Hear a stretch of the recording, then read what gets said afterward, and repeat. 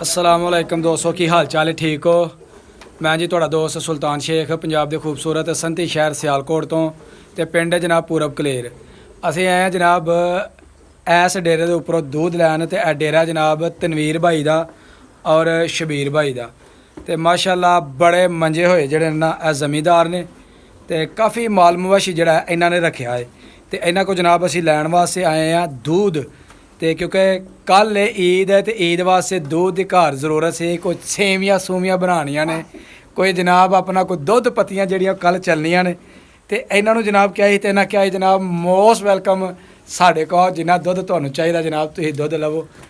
अच्छा बाकी गल्लां जड़ियां छड्ड दवो तो देखने जनाब अपने जानवरों की कड्ढन दे ने अपना धार तो देखने माशाअल्लाह इन्हां दी स्पीड किन्नी करे और तजर्बा इन्हां दा किन्ना करे तो कुछ जानवरों के बारे च करने असीं इन्हां दे नाल मुफीद गल्लां। शबीर भाई कड्ढन दे ने जी धार ते दुध दोण दे ने माशाअल्लाह ताज़ा ताज़ा गर्मा गर्म दुध जिहड़ा ना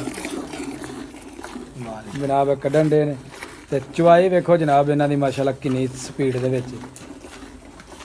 शबीर भाई माशाअल्लाह काफ़ी तुहाडे कोलों जानवर ने ते इन्हां जानवरों का दुध दोण वास्ते तुहानूं किन्ना क टाइम जिहड़ा ना वो दरकार हुंदा है जरा साढ़े दोस्त ने तुसीं दसो हाँ जरा।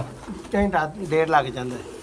डेढ़ घंटा चवाई खत्म हो जाती है ते माशाअल्लाह एक अपना जिहड़ा जानवर है ओहदा किन्ना क दुध जिहड़ा थोड़ा निकल आंदा है? टाइम निकल आंदा 5-6 किलो एक कटंगा।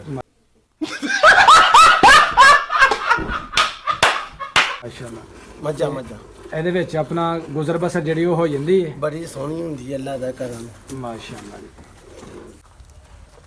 ਇਹ ਜਨਾਬ ਤਨਵੀਰ ਭਾਈ ਔਰ ਸ਼ਬੀਰ ਭਾਈ ਦੇ ਜਾਨਵਰ ਨੇ ਤੇ ਪਿੰਡ ਤੋਂ ਬਾਹਰ ਵਾਲੀ ਸਾਈਡ ਤੇ ਜਿਹੜਾ ਵੇ ਇਹ ਡੇਰਾ ਹੈ ਤੇ ਬੜਾ ਹੀ ਖੂਬਸੂਰਤ ਜਨਾਬ ਇਹਨਾਂ ਦਾ ਡੇਰਾ ਹੈ ਤੇ ਨਾਲ ਹੀ ਇਹਨਾਂ ਦਾ ਇਸ ਤਰਫ ਚਾਰੇ ਵਾਸਤੇ ਰਕਬਾ ਹੈ ਵਸੀ ਚਾਰਾ ਜਿਹੜਾ ਉਹਨਾਂ ਇੱਥੇ ਲਾਇਆ ਵੇ ਤੇ ਸਵੇਰ ਸ਼ਾਮ ਜਨਾਬ ਇਹਨਾਂ ਦਾ ਜਿਹੜਾ ਕੰਮ ਹੈ ਉਹ ਜਾਨਵਰਾਂ ਲਈ ਹੈ ਕਿ ਦੁੱਧ ਆਪਣਾ ਜਾਨਵਰਾਂ ਨੂੰ ਪੱਠੇ ਪਾਲੇ ਇਹਨਾਂ ਦੀ ਧਾਰਾਂ ਕੱਢ ਲੀਆਂ ਦੁੱਧ ਜਿਹੜਾ ਮਾਰਕੀਟ ਦੇ ਵਿੱਚ ਫਰੋਖਤ ਕਰ ਲਿਆ ਤੇ ਇਹਦੇ ਨਾਲ ਹੀ ਜਨਾਬ ਜ਼ਿਮੀਂਦਾਰ ਜਿਹੜੇ ਨੇ ਕਰਦੇ ਨੇ ਆਪਣਾ ਗੁਜ਼ਰ ਬਸਰ।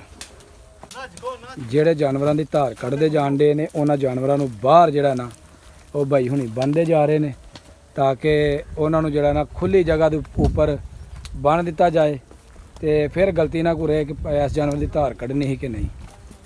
ਅਸੀਂ ਚੱਲਦੇ ਹਾਂ ਜੀ ਹੁਣ ਅੰਦਰ ਉਹਨਾਂ ਦੀ ਤਰਫ। ਹਾਂਜੀ ਸ਼ਬੀਰ ਭਾਈ ਇਹ ਜੀ ਮਾਸ਼ਾਅੱਲਾ ਸ਼ਬੀਰ ਭਾਈ ਹੁਣਾਂ ਨੇ ਜਿਹੜਾ ਸਾਨੂੰ ਦੁੱਧ ਦੇਣਾ ਨਾ ਉਹ ਜਨਾਬ ਸਾਡੀ ਕੈਨ ਦੇ ਵਿੱਚ ਉਹਨਾਂ ਭਰ ਛੜੀ ਤੇ ਸ਼ਬੀਰ ਭਾਈ ਮਜ਼ਾ ਆਏਗਾ ਜਨਾਬ ਫਿਰ ਨਹੀਂ ਬਣਾਣੀ ਤੇ ਜੇ ਮਜ਼ਾ ਨਾ ਆਏ ਤਾਂ ਤੁਹਾਨੂੰ ਖਵਾਣੇ ਪੈਸੇ ਨਹੀਂ ਲੈਣੇ। ਨਹੀਂ ਮਜ਼ਾ ਨਾ ਆਗਾ ਤਾਂ ਪੈਸੇ ਵੀ ਨਹੀਂ ਲੈਣੇ। ਇਹ ਮਾਸ਼ਾਅੱਲਾ ਜੀ ਕੁੱਪੀਆਂ ਭਰਦੇ ਜਾਣਦੇ ਨੇ ਤੇ ਦੁੱਧ ਜਿਹੜਾ ਨਾ ਜਾਨਵਰਾਂ ਦਾ ਉਹ ਕੱਢਦੇ ਜਾਣਦੇ ਨੇ।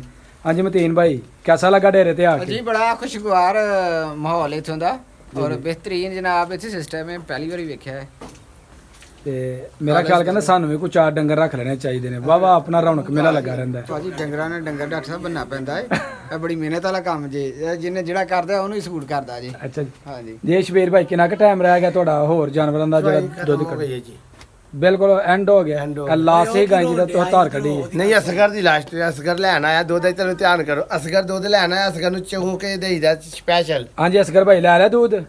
ਹਾਂ ਲੈ ਲਿਆ। ਨਹੀਂ ਲੈ ਲਿਆ ਇਹ ਤੇ ਚੋਰੀ ਹੈ ਤੁਹਾਡੀ ਮਾਈ। ਅਸਗਰ ਭਾਈ ਜੀ ਝੂਠ ਕਿਉਂ ਮਾਰੇ ਹੋ ਤੁਹਾਡੀ ਮਾਈ ਤੇ ਚੋਣ ਲੱਗੇ ਆ। ਦੁੱਧ ਤਾਂ ਖਾਲੀ ਪਿਆ। ਲਓ ਜੀ ਅਸਗਰ ਭਾਈ ਖੁਦ ਆਪਣੀ ਆਂਦੇ ਨੇ ਤੇ ਚੋ ਕੇ ਦੇਈਦਾ ਪੁੱਛੋ ਕਿਆ ਵਾ ਕਿਉਂ ਅਸਗਰ ਭਾਈ ਅਸਰੇ ਗੱਲ ਹੈ? ਆਹ ਜੀ ਇੰਜੀ ਗੱਲ ਹੈ।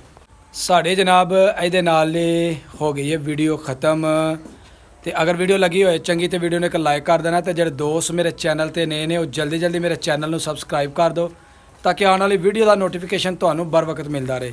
ਮੈਨੂੰ ਦਿਓ ਇਜਾਜ਼ਤ। ਅੱਲਾ ਹਾਫਿਜ਼।